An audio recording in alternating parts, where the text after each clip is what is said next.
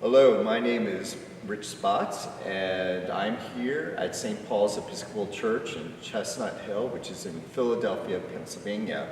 And I'm here with their organist, Andy Cotillo. And this coming Lent 2026, I'm going to be performing the complete L'Orgue Mystique by the French organist Charles Tournemire. And it's a 253 movement work, about 15 hours in duration. And we'll be doing it in a 17-part series on the Mondays, Tuesdays, and Wednesdays in Lent, beginning on February 23rd and ending on March 31st. But before that, I wanted to explore this fabulous instrument here at Chestnut Hill. It's an Aeolian Skinner by birth, but it was just renovated by Stephen Russell, and it's a magnificent instrument. So I thought we'd do a little tour. Okay, Andy, well, thank you for having me, first of all. My pleasure. And why don't you tell us a little bit about the church? Sure. The current building of St. Paul's was dedicated in 1928. It's actually the third church on this plot of land. The first goes back to 1855, I believe. And as I said, the third one, the current, dates from 1928. And at that time, the first organ in this space was an Ernest Skinner. It was an Ernest Skinner. It was a three-manual instrument of pretty modest proportions. It was Opus 724, and it was Charles Corbouin, the eminent Belgian organist, was the consultant. Wow. Oh, wow. The specs look very elegant, but this space it's a very long nave, but not a very high ceiling, so it's a real challenge to fill this room, and that organ might have been a problem. For non-organists, Ernest Skinner was one of the preeminent organ builders in the United States in the early part of the 20th century, and they were very lush and romantic, but also very cutting edge in their tonal design.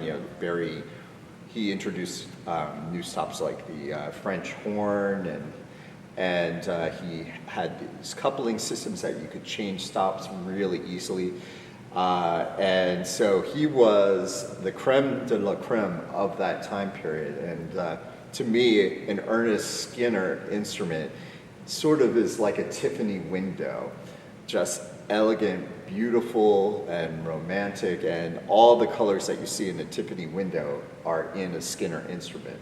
But they are darker because Romanticism is much more lush in its sound. And especially the symphonic scope of a Skinner. It's not just romantic, of course, but it's symphonic as well. It seeks to approximate the breadth tonally of a symphony orchestra. Oh, yes, and it does so magnificently. Then, 1956 or so, a new organ was put in here, and that was by G. Donald Harrison, also of Aeolian Skinner. And Aeolian Skinner was a company that merged the Aeolian organ company with the Skinner organ company, and they took this instrument in a completely different direction. They did. Basically all that was kept of the Skinner were a few ranks, I think maybe 3 or 4 ranks of pipes, and also the internal swell box structures that have been kept in the current iteration of this instrument, interestingly. Fascinating, and it went in a very German direction, with the exception of the swell, which was done in a French sort of style. You look at the spec list, there's a lot of the words are spelled with tons of Z's and V's to indicate that it's supposed to be a German-sounding thing. Very Germanic. Sort of lean and mean, you could describe it as. It's the polar opposite of the Skinner aesthetic. And what also makes this instrument very important, or historically important, is that G. Donald Harrison was working on this instrument and St. Thomas Fifth Avenue at the same time. And at that time, he dropped dead. Yeah. Well, fortunately, he had finished this instrument in its entirety, and about April of 1956, and he died, I believe, early or mid-June. Wow. and that was just about 2 weeks, only 2 weeks after this instrument, which was Alien Skinner Opus 724A, because Alien Skinner took the Skinner Opus numbers for the instruments that they reworked. And this organ was actually dedicated and fully completed, unlike St. Thomas Fifth Avenue. Okay. Oh, wow. So it's sort of his last will and testament, I guess you could say. Wow. But it was even considered an anomaly by Harrison standards. And when we go to the organ console, we'll hear some of the unique Harrison, late Harrison Baroque sounds that made this thing so interesting. Well, then we had the organist here, Richard Alexander, and so he had to deal with this very German-sounding instrument and lead an Anglican-style service with it. And so that's a big challenge because you have to lead choirs and it has to blend with the voice. German instruments aren't necessarily designed for that. They're designed for a certain kind of repertoire. So describe what Richard Alexander did. The original Alien Skinner from 1956, which Alien Skinner subsequently expanded slightly in 1958, was designed with a very particular aesthetic in mind. It was mild even by late neo-Baroque standards. And I think that the company correspondence from Alien Skinner says it wasn't even necessarily suited to play Bach, but music before Bach. Wow. So it was very specialized, and Rick, in my estimation, rightly perceived that it wasn't really going to cut it. The acoustics of this particular church space are not very friendly towards bass sound.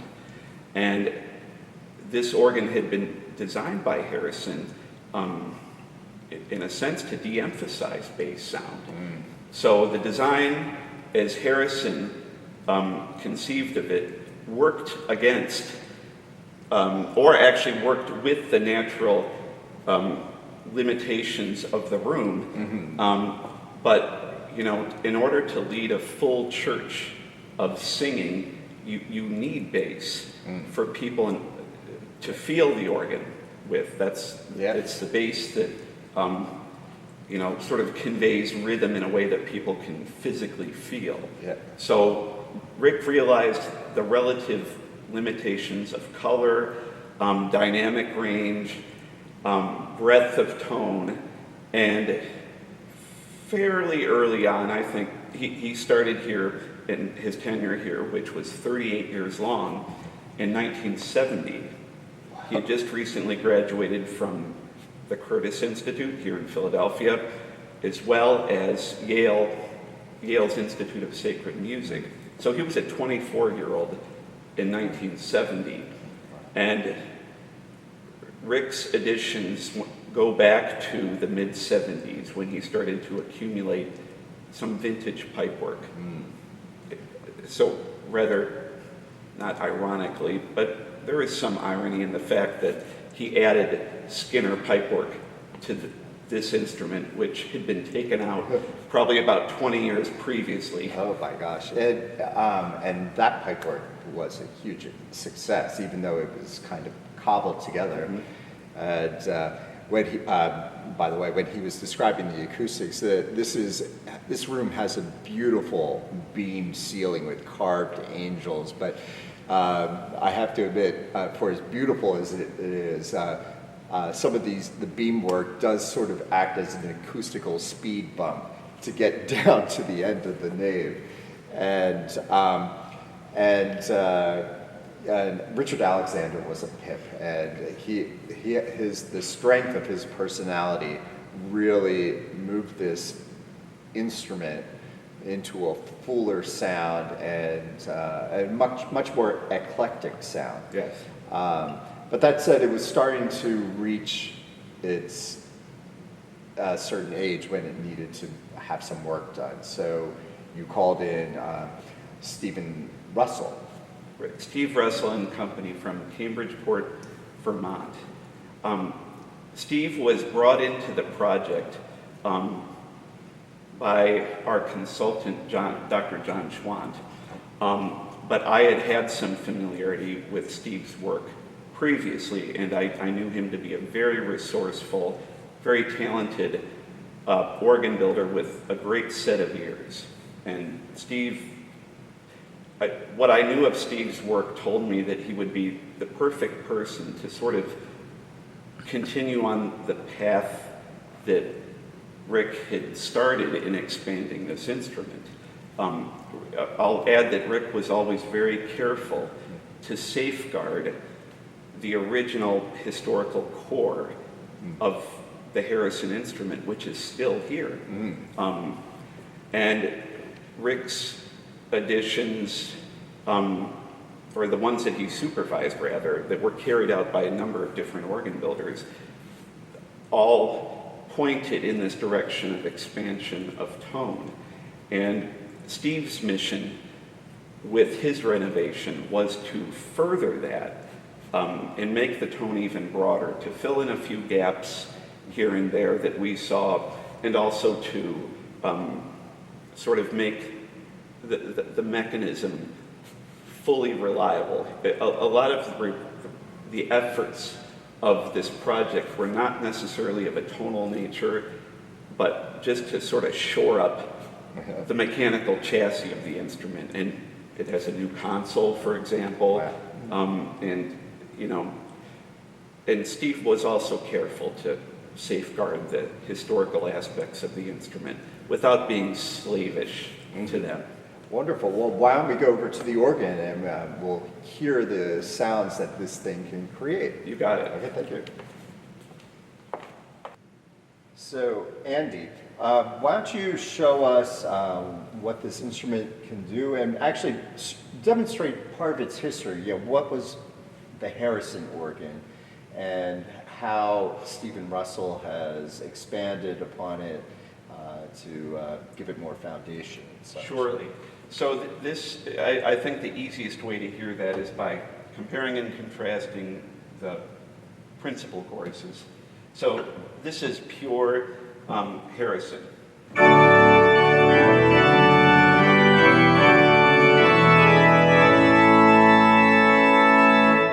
I don't know how well that conveys over, over the video audio, but it's pretty sparse.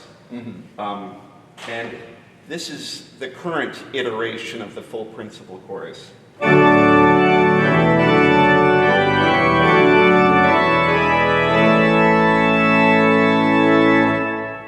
Yeah, much fuller. Much fuller, yes. Indeed.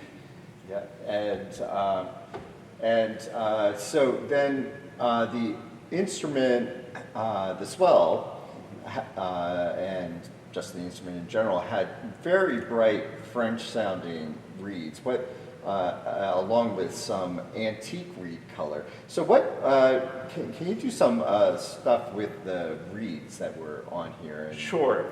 This is the original Aileen Skinner, all of the swell reeds, which consisted of a 16-foot bombard, an 8-foot hautbois, and a 4-foot clairon. And that was it. There was no 8-foot trumpet. So together those...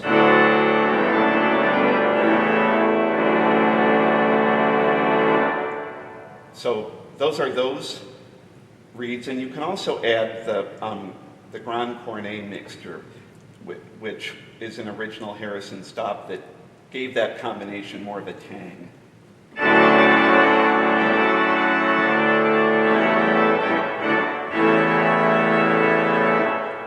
And then when you bring in the newer additions, the 8-foot plumpette and the 8-foot cornopian, which is a Steve Russell edition, it broadens it quite a bit.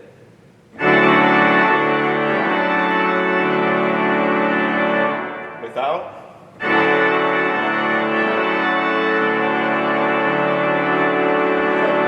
So it's quite a bit fuller. Yeah, and I love how you have the gradation between the oboe, the cornopian, and the trumpet. Yes. You can actually build up the swell division in a very subtle way. That's a fabulous addition. Indeed, those were basically the extent of the chorus reeds on this instrument in 1956, which was about 72 ranks, give or take. Okay. Well, then this instrument had a very strange division in the back corner. We called it the antique reed division, and the pipework is still here, so Most of it is. Yeah, and why don't you demonstrate some of the Sure. antique reeds? So here's the ranquette on the positive, which, well, it'll speak for itself.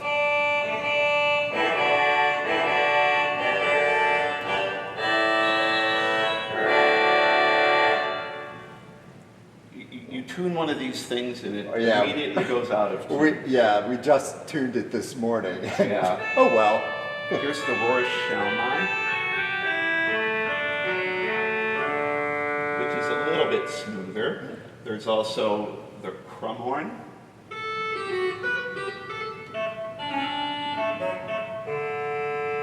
And then the stop that was original to the instrument and had been removed for a time, the Serpent 16-foot. And it's called a Serpent because the pipes have sort of a hood-like shape, I guess, and it resembles a king cobra puffed up. But I don't think I know a king cobra that sounds quite like this.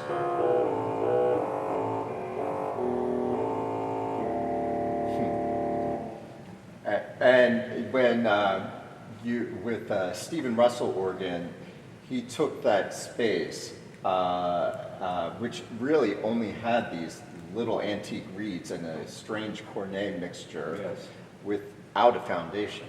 So now it's the choir division, and you added clarinet and waldhorn, and so, why don't you show what? Sure. That space there had housed, as Rich said, a sort of curious little division that was called the enclosed grate. And you couldn't do too much with it. And given that this organ had had only one expressive division in the chancel, previous to Russell's work on it, we thought that's too important real estate to not use for a choir division. So Steve re-engineered that space and put a total of 9 ranks in there, actually.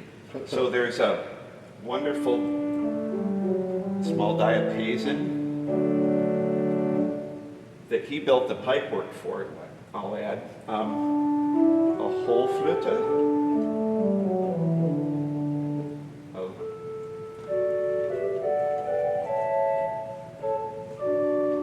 lovely little gedeckt that's made out of wood, and a set of Erzähler and Erzähler Celeste, very ethereal but bright string tone stops that Steve also made in his own shop.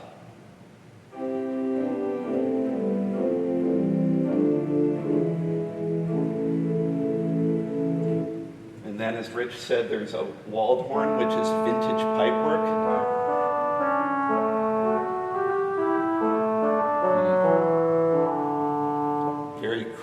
sound. And then Steve also moved the Skinner clarinet that had been in one of the ceiling divisions out in the nave and brought it down to the choir, which is a pretty typical place to find a clarinet sound. And he had a new 16-foot octave made for it.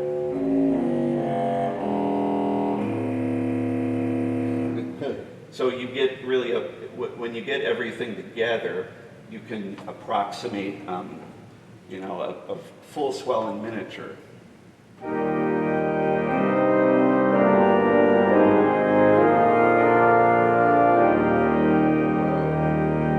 It's invaluable for accompanying in particular.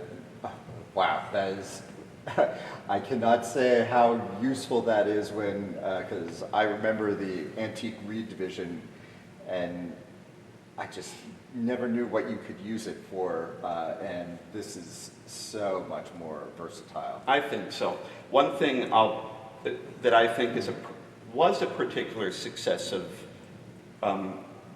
the instrument as Rick guided it, and is even more of a success now, is sort of what I call the gush factor, sort of the massed strings. Oh, yes. In the original Alien Skinner instrument, there were only 2 sets of celestes, I believe. The undulating ranks that sort of approximate a section of violins. And Rick expanded the 2 to 6 pipe rank celestes. And then Steve upped the ante even more and expanded it to 10 total. So 2 of the sets of celeste he built himself. I've already mentioned the choir Earthsaler. And he also built in his shop the flute and flute celeste on the swell.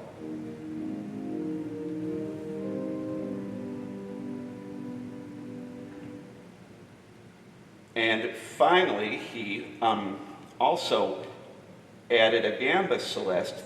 The 8-foot gamba had been, the gamba had been a 16-foot, actually that goes back to the E.M. Skinner instrument, and Steve extended it through 8-foot and added a celeste brink to go with that. And it just adds some nice keenness in the celeste buildup. So this is the flute celeste, the gamba, and then the Alien Skinner of viol de gamba and viol celeste. So when you get everything going, plus the vox humanas on this organ, there are 2 pipe rank vox humanas and also a digital Walker rank in the back gallery. The effect is pretty magical, I think.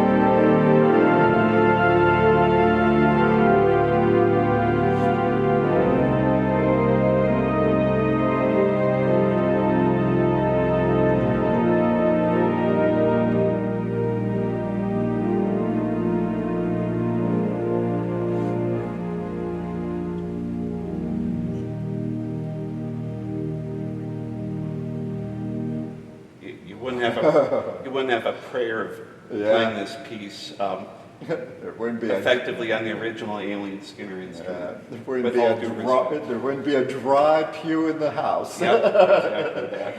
Oh wow, that is just an amazing sound. And the so when when both the Skinner and the Aeolian Skinner were in, basically when the Aeolian Skinner was in, you weren't using. There was a ceiling division And that wasn't, was that part of the original Skinner at one Well, point? Skinner did have a very small sort of echo division up there.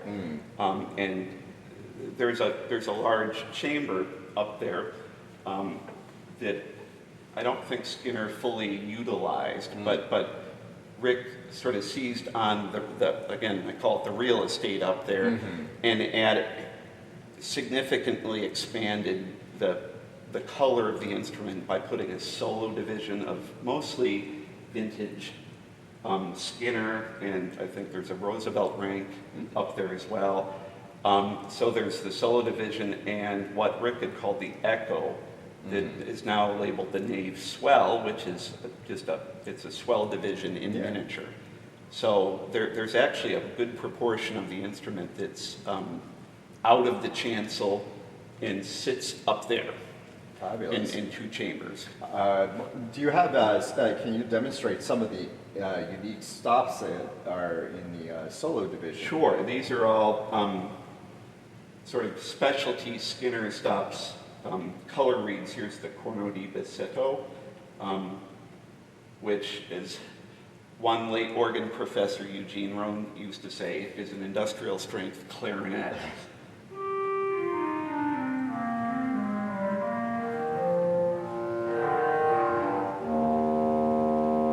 And then there's a really lovely English horn.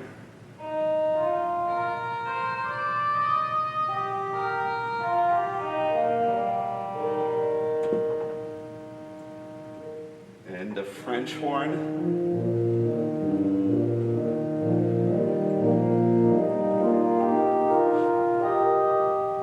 Which is another Skinner specialty stop. Yes. Sort of his signature. Yes, there are pictures of Skinner modeling his, or with almost like holding a trophy of one of his French horn pipes. I think he has a French hornpipe in one hand and the real acoustic Yes. instrument, the French horn, in the other hand. Yes. So he was known for that stuff. There's also a high-pressure tuba.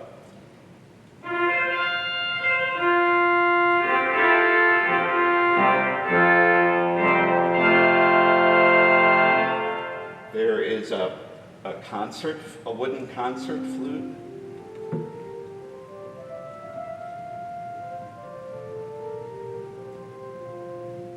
And a slightly sharp Celeste rank that goes with it called the bois, the wood Celeste.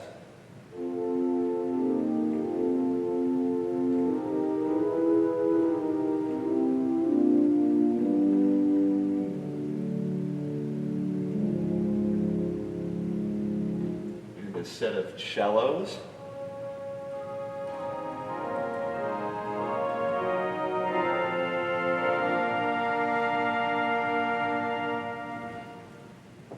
And Steve Russell added a very keen, cutting string rank called the Viol d'Orchestra.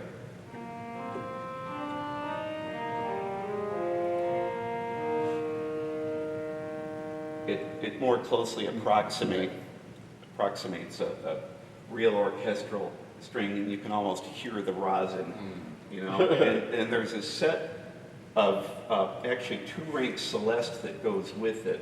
The Wanamaker organ has many sets, 3 rank sets of Celeste, and this organ has one of them.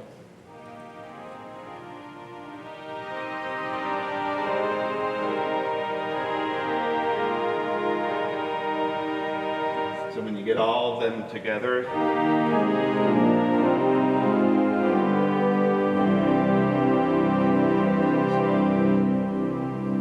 quite a lot of sound up there. 2 stops that I would like to point out and highlight in particular that are new with this iteration of the organ are in the back. Previously, there were not any pipe ranks that were in the back gallery. So one of the nicest stops visually as well as sonically is the new trumpet and chamade pipes, which were made by the A.R. Shop and Sons Company in Ohio. They're Herald trumpets.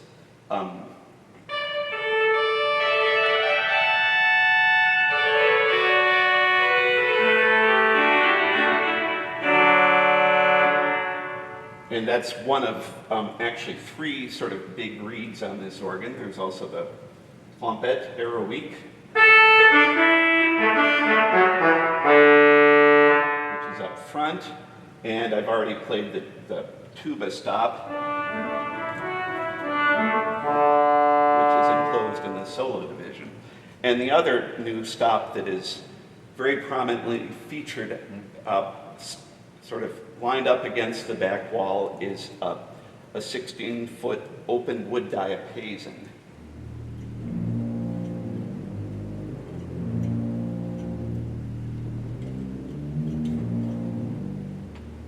And, you know, I've already mentioned how this organ had somewhat of a deficiency in bass. And by using this repurposed rank, which I believe was from a 1916 Esty instrument. Oh, wow.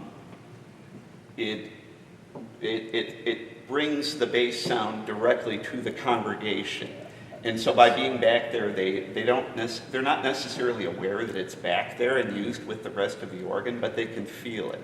Yes. It wraps its arms around its listeners to give a more three-dimensional aspect to the bass of this instrument, which is really quite wonderful. Yes, I've heard you play hymns in here, and it really does do that. You don't get a sense that something's behind you. You just get this resonance in the room that is fabulous.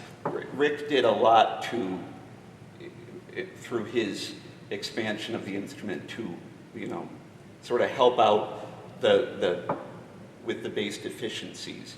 And Steve was able to take it a few steps further, both through ranks like this open wood diapason in the back, through a new subas, wooden subas rank, and through some of the latest technology available from the Walker Technical Corporation, which is located nearby in Zionsville, Pennsylvania, which Rick had some of the very early Walker digital technology in this instrument, in part to help the bass, but we've sort of got the latest stuff as part of this renovation, and it really shakes, rattles, and rolls.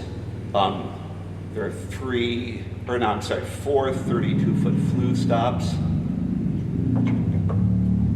Can't really get this over except in person, and there's also a big 32-foot ophiclide.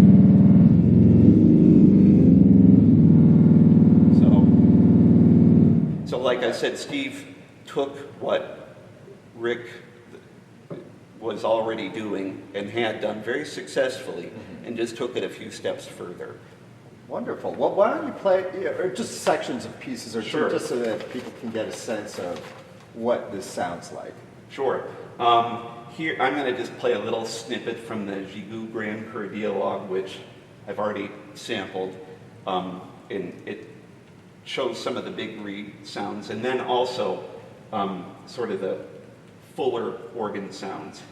Let's see, just want to make sure I get the right sounds here. Okay.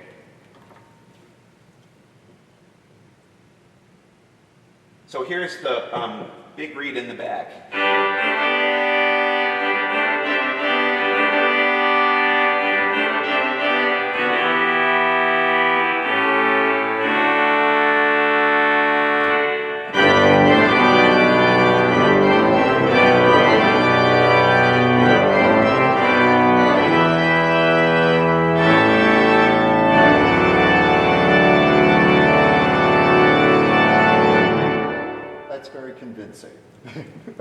I'd say so. You want an organ that will fill the space when the room is full on those particular occasions, like on Easter, but you also want it to be able to go a step beyond that.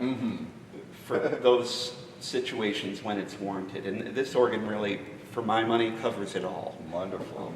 Wonderful. From the very softest to the absolute fullest. Yes, the Nimrod piece that you played at the strings, the intimacy, and that to go to the grand chord dialogue, it shows a great contrast. And I think it's one thing that makes this organ very compelling and exciting too. It's not, and excitement comes not just from the loud stuff, but from the soft stuff. Yes. And everything in between. Yes, yes. So thank you, Andy, for showing us this instrument. It's just absolutely magnificent. And I want to also encourage you to come to the complete performance of Charles Tournemire's L'Orgue Mystique, the 17-part series that's happening in Lent 2026, beginning on February 23rd and ending on March 31st. So thank you again, and thank you, Rich. I look forward to seeing you all this coming Lent.